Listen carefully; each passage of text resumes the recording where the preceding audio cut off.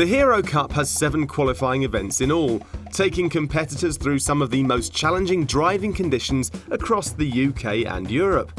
Right now we're about to see history being made with the thrilling 1,000-mile trial.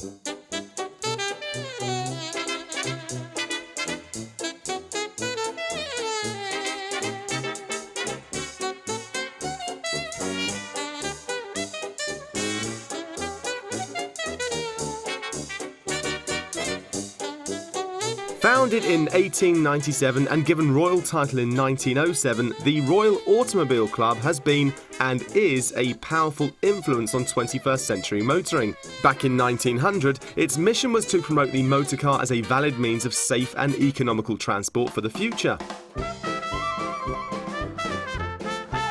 Claude Johnson, Secretary of the Automobile Club of Great Britain, conceived of a 1,000-mile trial for a new breed of daring motoring pioneers. It would test the endurance of man and machine over some of the country's most demanding roads. Such an event would not only demonstrate the reliability and performance of the motors, but would also allow those who'd never seen a car before a chance to see these wonderful vehicles.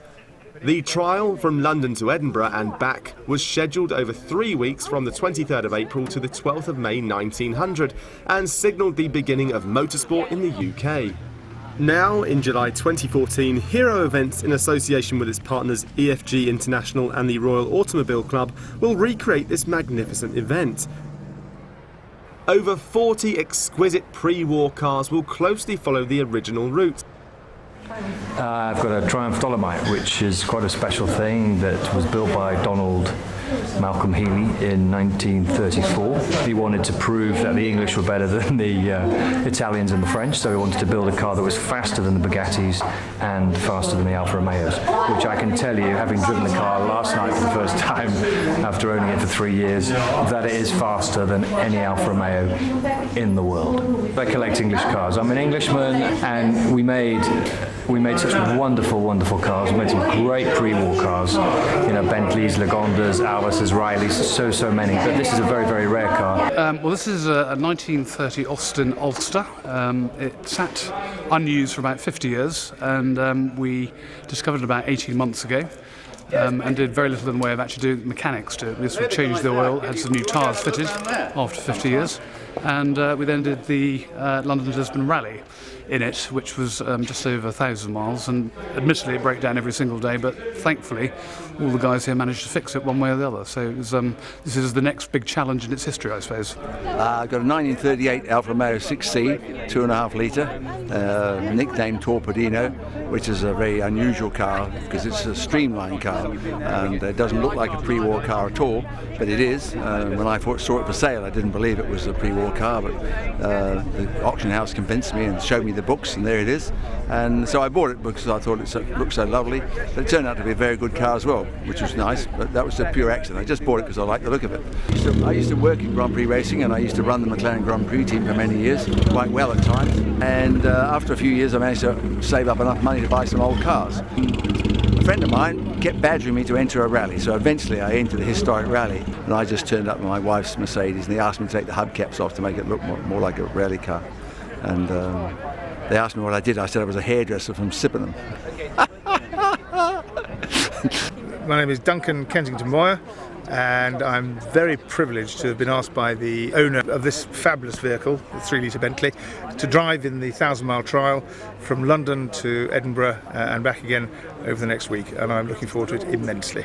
My companion, navigator and driver is Robert Kuchar, showing here, who is also going to be driving, and I'm going to be navigating. We're going to share the job so we can blame each other when it goes wrong. I'm in the Austin 7 Ulster here. So what brings you to this event? Just the excitement of doing the 1,000 miles. I think it's a challenge, something that is an awfully long way in an Austin 7. Certainly the big boys and the Bentleys will be able to get there, and for us it's going to be a lot harder. The 1,000-mile trial is classed as an intermediate rally, which offers moderate challenge, mixed navigation methods and daytime driving. The chairman of the Royal Automobile Club, Tom Purvis, launches the event at an inaugural supper. Britain at its Edwardian height, nobody paying tax, everybody enjoying life, and there was no such thing as can't be done. Of course the world has moved on a long way in the 110 years since, but we have not forgotten how to celebrate the motor car and to welcome you here and to enjoy and participate in the recreation of the 1,000-mile trial. There is no doubt that the adventure of the next few days will remain in the minds of the competitors for many years to come. Today's event begins at the Royal Automobile Club's clubhouse, Woodcote Park. Built in 1679, its ownership was transferred to the Royal Automobile Club in 1913. It offers a perfect setting for these enduring machines.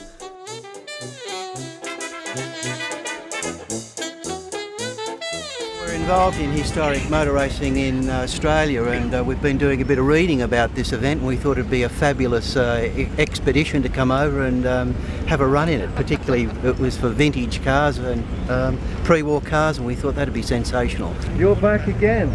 Yes, I am. Or we are. Yeah, with a different car. What car have you got this time? This time it's a Morgan three-wheeler, 1933. What's that? Good luck today. Two fine figures of men, eh? Ready to go. Now, I'm Tom Purvis. I'm the chairman of the Royal Automobile Club, and I'm delighted to be here at the start of the 1,000-mile trial, which we are reenacting 114 years after the first one. This is the original flag. This is the flag that waved off the cars in 1900, the start of the 1,000-mile trial, which was an event set to demonstrate to the world, the politicians, the media at large, that the automobile was a relevant transport product and could be used not just to go down to the station, but actually to go from London to Edinburgh and back again. The first of the trials will see the crew set off along the famous Captain's Drive, leaving behind views of the magnificent clubhouse and estate.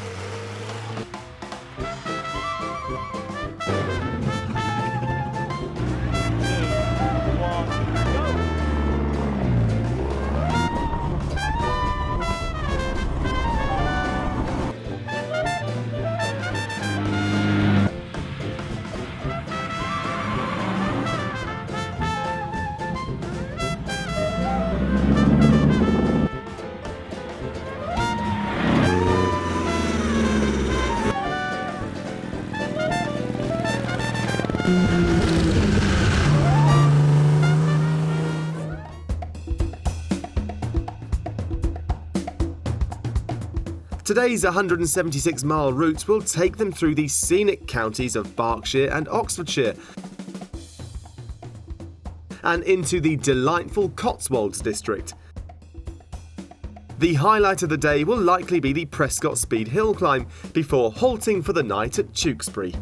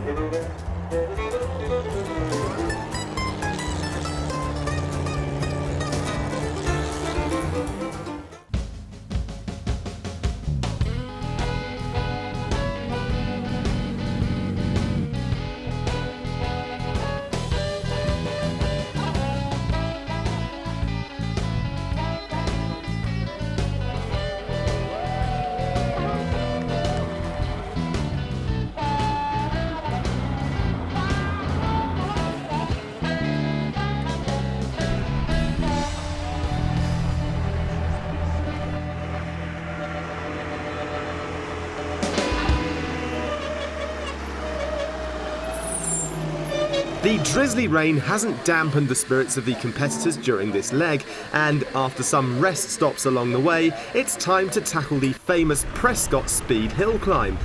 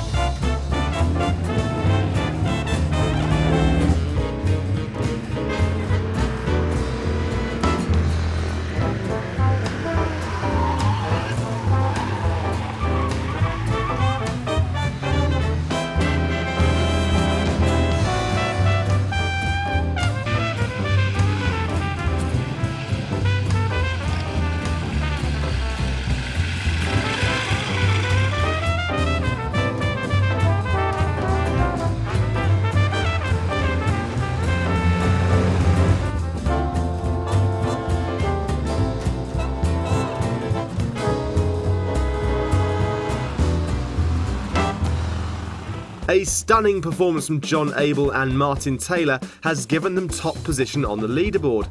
Alistair Caldwell and Catriona Rings are just 2 seconds behind in their 1938 Alfa Romeo. Charles Graves and Ron Palmer closely follow in their 1937 Bentley Derby Special, and in joint 4th are 2 popular teams, Philip White and Ian Wallace in their 1935 Austin 7 Ulster, and Sue Shoesmith and Trina Harley in their 1928 Bentley 3-4.5.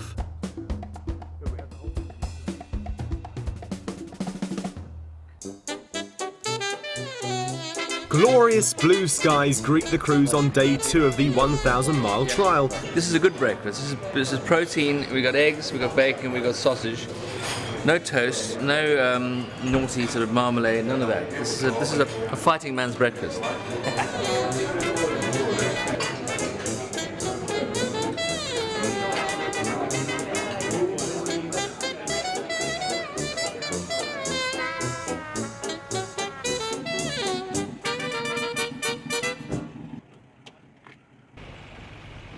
The navigators face more challenge than ever this morning as we change from tulip diagrams to traditional maps and speed tables.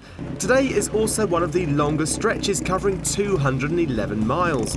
We also have 2 world-famous motoring venues to visit. First off is a Le Mans-style test at Throckmorton, where the crews have to run to the vehicle and fasten a seatbelt before they start, then onto the much-loved Shelsley Walsh hill climb. The routes will also carry them toward the delightful Roton Castle and Arley Hall before an overnight stop at Preston.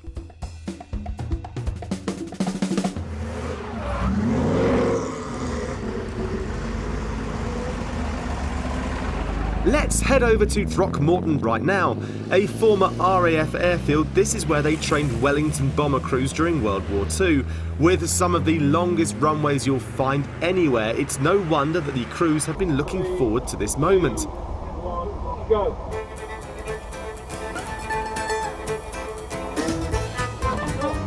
Can I start the car now?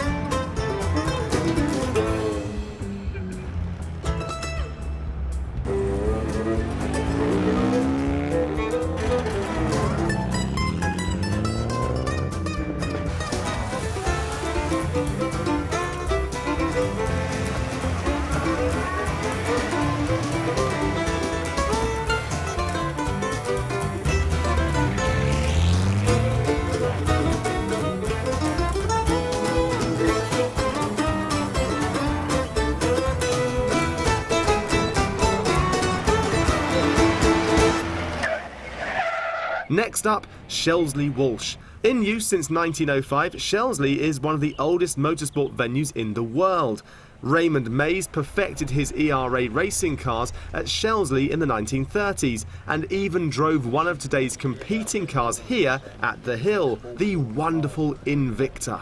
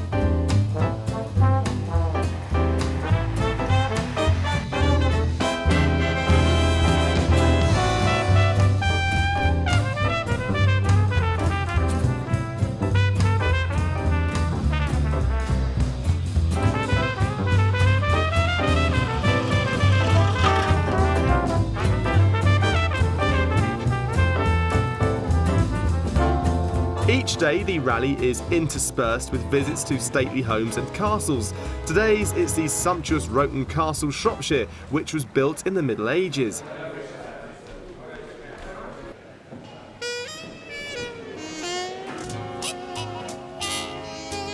Arley Hall in Cheshire is a beautiful example of a Victorian country house built in the Elizabethan style, and it's here that we break for afternoon tea.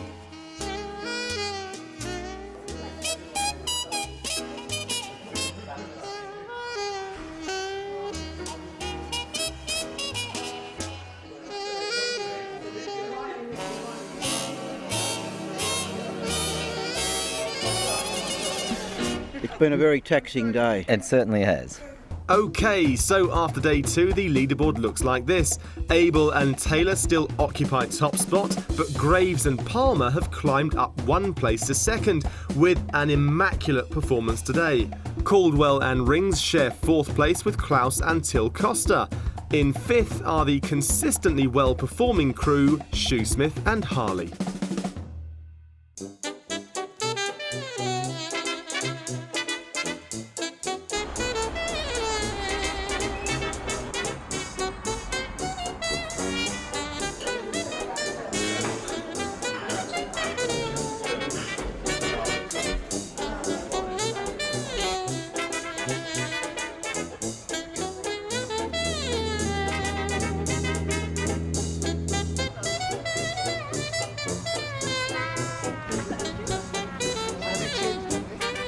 Plan is to stay safe, be fast, make no mistakes, and keep happy. We are just outside Preston. We're going to drive through the English Lake District into the Scottish borders and up to Edinburgh today. The sun is shining. We hope all's going to be fine.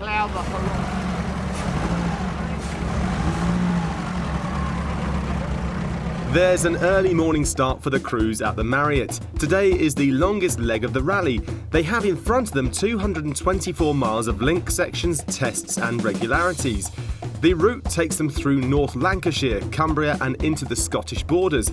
A visit to Bow Hill House is scheduled before heading towards the overnight halt in Edinburgh. The day will be rounded off beautifully with dinner on board the Royal Yacht Britannia.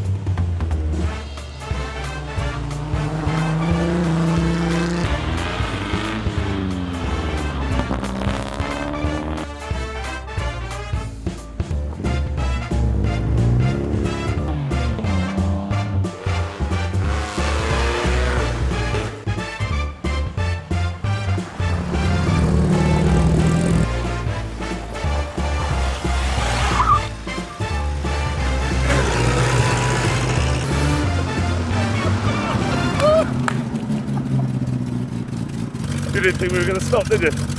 Nor did we. The magnificent 200-year-old Bow Hill house can be found in the heart of the Scottish borders. It is here that the crews will take a well-deserved break before heading on to the Scottish capital. The car is a 1931 Invicta. It's got a straight 6 Meadows engine in it. This car was actually raced in 1931. I've got a photo of it actually. Raymond Mays drove it years ago. So it's a super machine. It's very quick. My brother's owned it for the last 7 years. Well, I think most people would be jealous of someone who had a car like that. It's a wonderful car. I'm very, very proud of it. My father had the sister car to this in 1956 when I was born, so it was really a lifelong ambition to try and get an equivalent car for myself.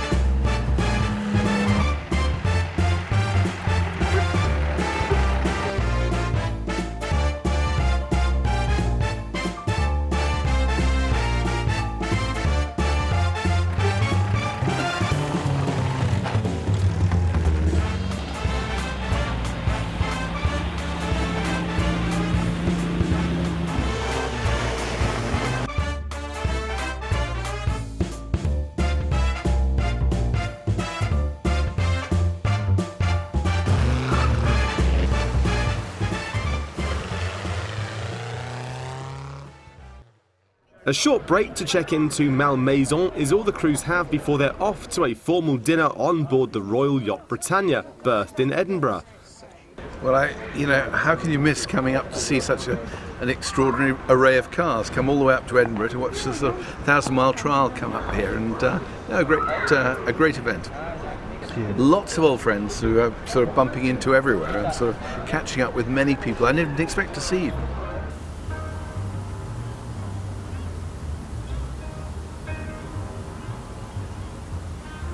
Upon arrival, the competitors are given the warmest of welcomes.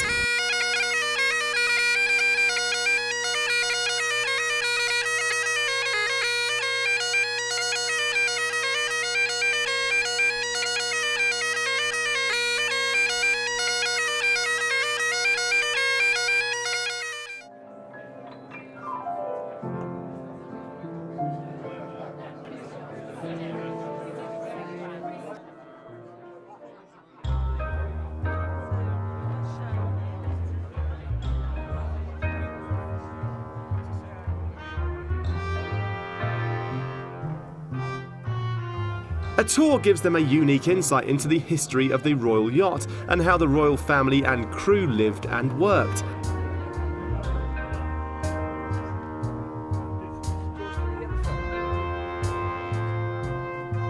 Then they're treated to a 5-star a la carte dinner. Let's hope the stunning cuisine and fine wine doesn't impact on the crew's performance tomorrow. As day 3 draws to a close, let's see if any of the contenders have knocked Abel and Taylor off the top spot. John and Martin are currently staving off the competition and their lead is growing. Graves and Palmer have held on to their second place and Shoesmith and Harley have leapt up to third. Meanwhile, Caldwell and Rings maintain their 4th position.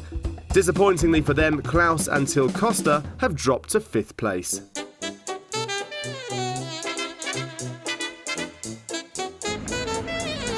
Edinburgh awoke to heavy showers earlier, and while it's dry right now, more wet weather is forecast.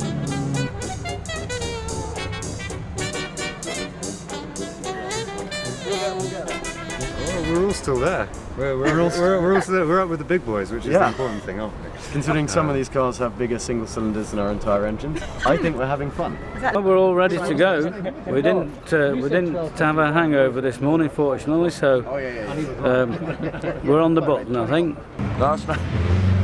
Last night or this morning, I went to bed at 3:15. The Royal Yacht was spectacular.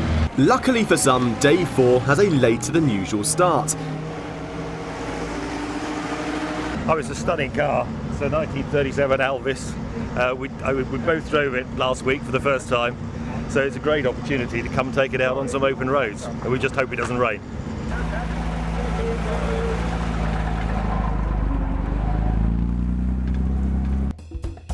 Today the route will cover 168 miles, starting here at Edinburgh and heading east along the East Lothian coastline to Whitekirk.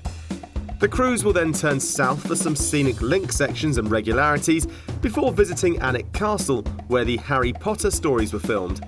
Then it's on to Rothbury Forest before an overnight stop at Slaley Hall.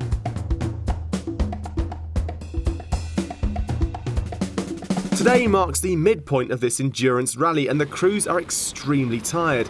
The crews have covered 537 miles so far. They spend between 7 and 12 hours in the car, and the level of concentration required from navigators and pilots is intense. Just as it would have done 114 years ago, the competitors have to dig deep into their energy reserves to continue.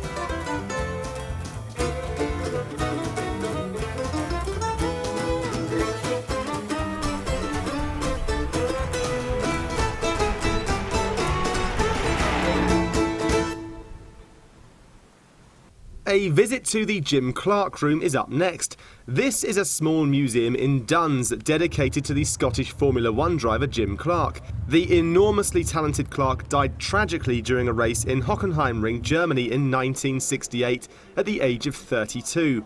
It cut short what would have been an even more illustrious racing career.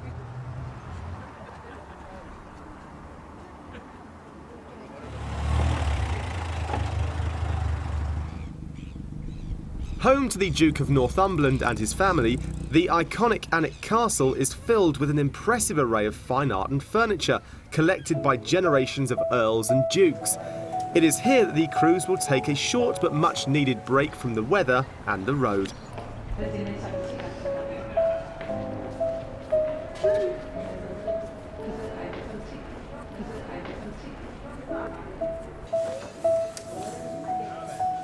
One for the road.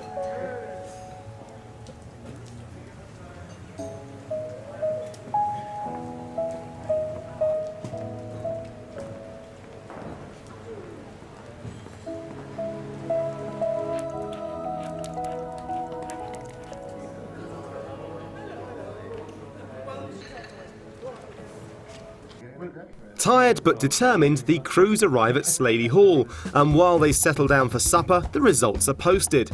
We can see that Team Abel and Taylor have extended their lead, but the competition for the remaining places is heating up. Just 2 seconds separate the second and third positions, with Caldwell and Rings having a superb day. Shoesmith and Harley are still in the running with their magnificent Bentley. Thomas de Vargas Machuca and navigator Ryan Pickering have also had a tremendous day and have moved up to 5th place.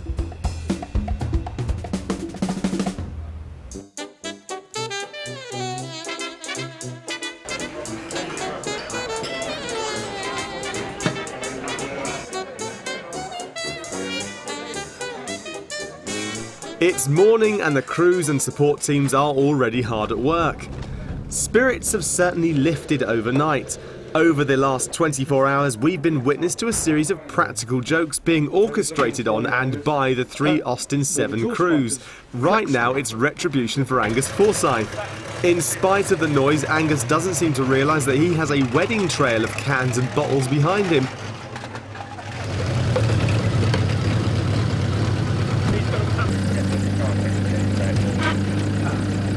Right, that's what the friggin' noise was. I thought it was his horsepipe.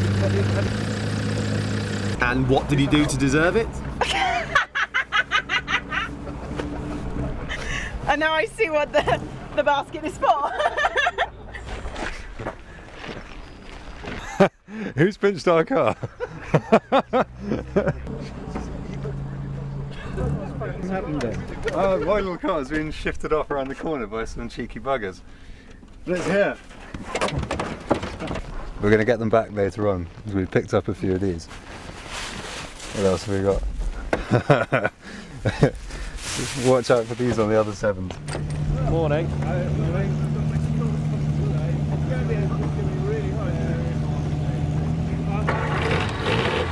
What are we on, day 5?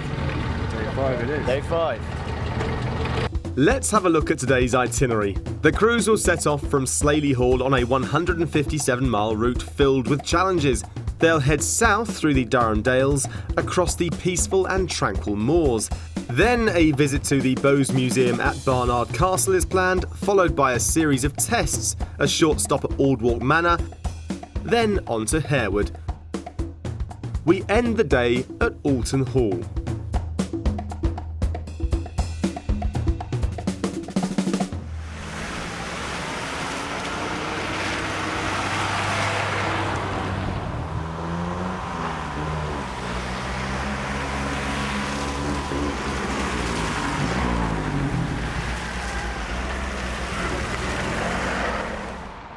The Bowes Museum is a French-style chateau which houses one of the most distinguished collections of fine and decorative arts in its beautiful galleries.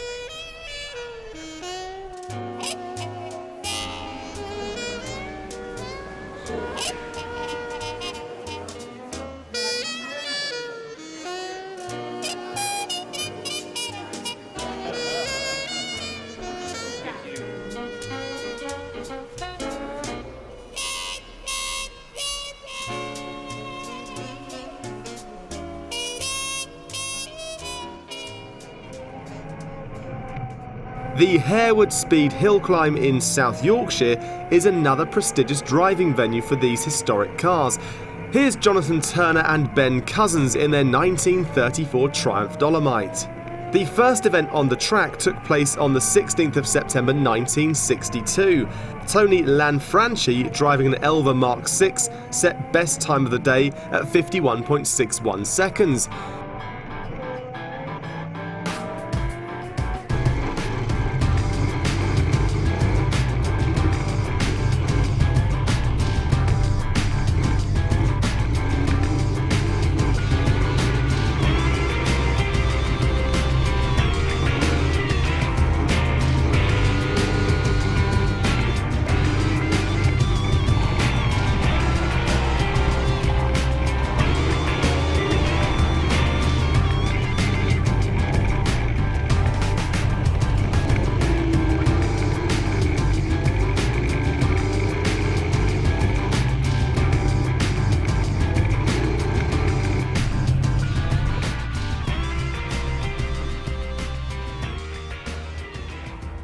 Arrival at the wonderful Alton Hall near Leeds is just what's needed after a demanding day. The end of day results are looking like this. We can see that Team Abel and Taylor is still in first place, but there's been more shuffling around for the second and third places. Caldwell and Rings have now taken over second place. In fact, only 47 seconds separate second, third and fourth positions, and in rallying terms that's very close indeed. So it's all to play for as we move into day 6.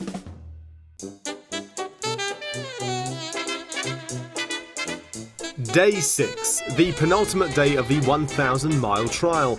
The weather remains glorious and warm, and there appears to be evidence of overnight naughtiness from the Austin 7 cruise.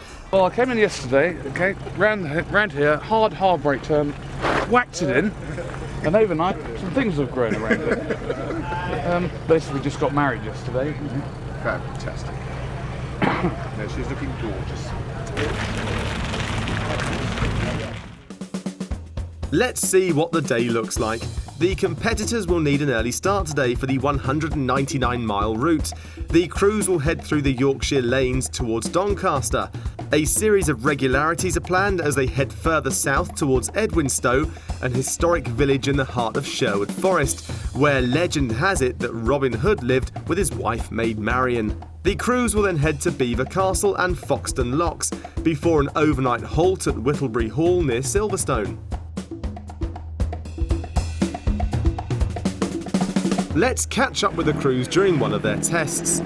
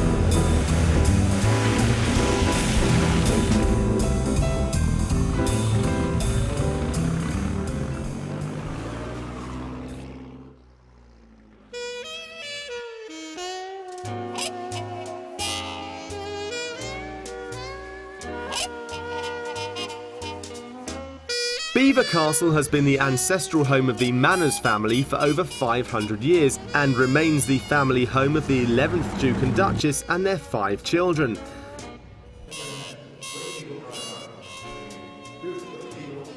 The original castle was built during Norman times but suffered extensive damage during the War of the Roses in the 1400s and the Civil War 200 years later.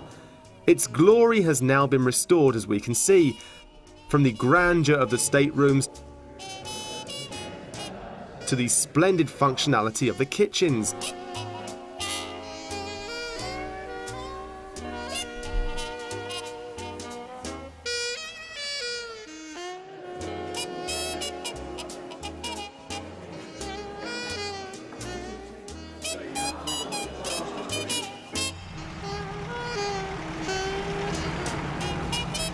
Back to the rally where we catch up with the crews during a test at Newark in Lincolnshire. 2, 1, go!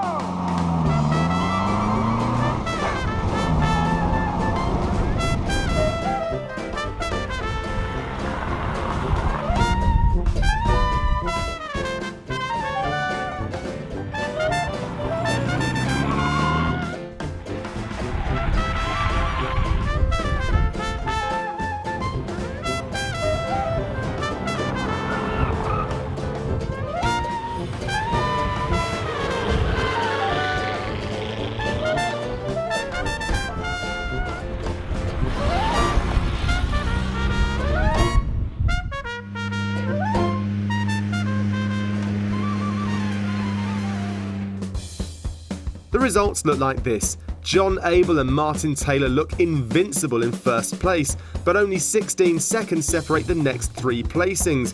It's going to be too close to call on the final day. The only thing that the teams can hope for is that they limit their penalties and wait for the competitors to make mistakes. In rallying, nothing is ever certain. Even at this stage, they'll certainly have a lot to think about tonight.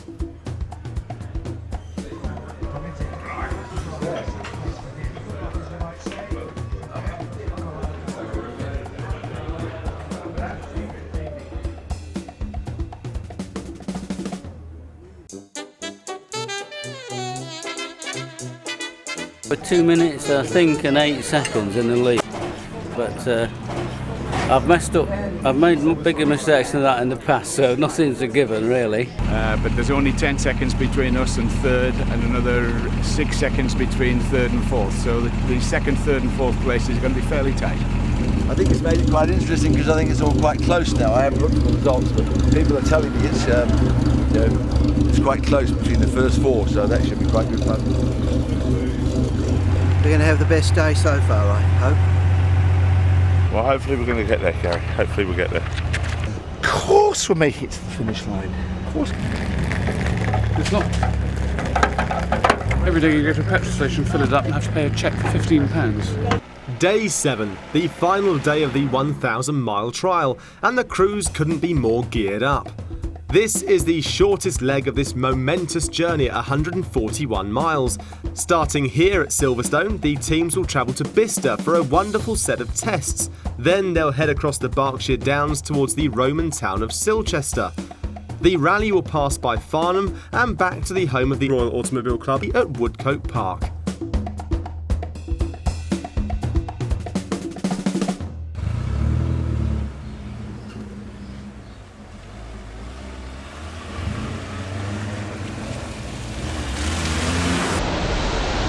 The Bicester Heritage Centre and Airfield is something of an iconic location for motoring enthusiasts.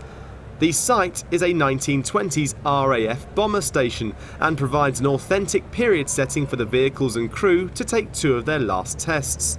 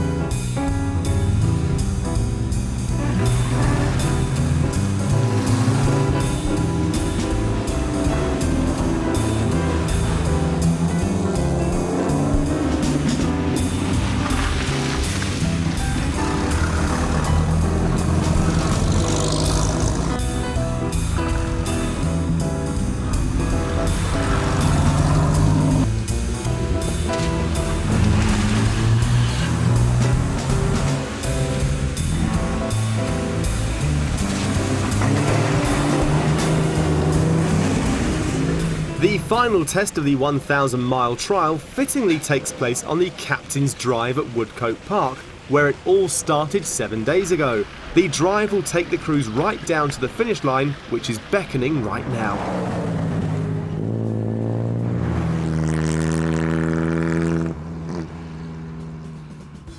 Winning the historic 1,000-mile trial is John Abel and his navigator Martin Taylor in their Lagonda LG 45.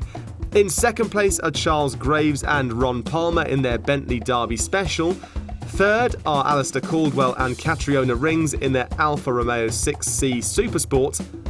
Fourth are Sue Shoesmith and Trina Harley in their Bentley 3.4.5. And fifth is Thomas de Vargas Machuca and Ryan Pickering in their AC 1680 March Special. Thanks to all the competitors, organisers and advertising partners for giving us a superb reenactment of the Automobile Club's 1900 1,000 mile trial. I've always fancied one of these, but I never thought I could fit in one. Well done. Okay. Yeah. The only problem we had was the air freshener. It didn't really do its job, did it? Very popping the yacht. I have no front brakes. So I'll get you next time, though. Absolutely first-class event. It's ticked all the boxes. The prestigious Hero Cup, in association with EFG International, is still up for grabs. First prize is a wonderful cruise on the Oriander. The Golden Roma Trophy, in association with the Basic Roma Company, is also unclaimed as yet. So join us for the next qualifier, the Throckmorton Challenge, on October the 4th, 2014. For anyone interested in finding out more about this and other events, visit www.heroevents.eu.